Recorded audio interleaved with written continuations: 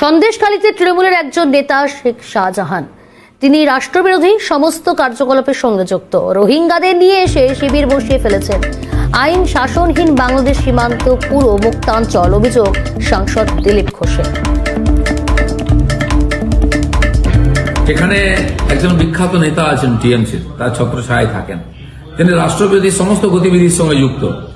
সেই শাহজাহান শেখ, তিনি বাংলাদেশ থেকে রোহিঙ্গাদের নিয়ে এসে ক্যাম্প করে রাখেন ওখানে, আর তারপরে দেশের বিভিন্ন জায়গায় ছড়িয়ে দেন যারা নাশকতায় যুক্ত। সেই শাহজাহান শেখ, তিনি বিজেপির 3 জন কার্যকর্তাকে মার্ডারের সঙ্গে যুক্ত।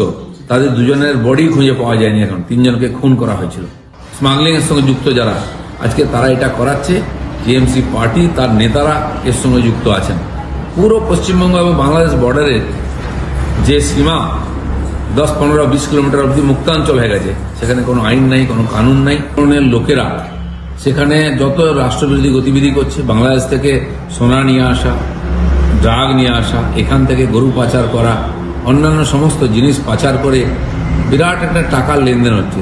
সরকারি টাকা লুট হয়ে যাচ্ছে এবং ইচ্ছাকৃতভাবে এই কাজগুলো চালাবার জন্য বর্ডারে কাঁটাতারের বেড়া দিতে দেওয়া হচ্ছে না। টিএমসি সরকার দিচ্ছে না যাতে এগুলো গতিবিধি চলে। যদি পশ্চিমবঙ্গের বর্ডার অসুরক্ষিত থাকে, পুরো দেশ অসুরক্ষিত হবে।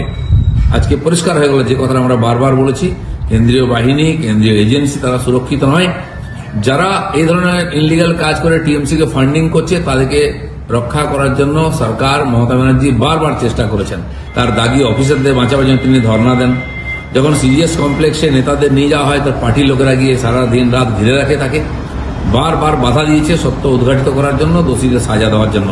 তার প্রকৃষ্ট উদাহরণ আজকে আমরা দেখলাম, রক্তাক্ত ঘটনার মাধ্যমে সেটা লোকের চোখে এসেছে।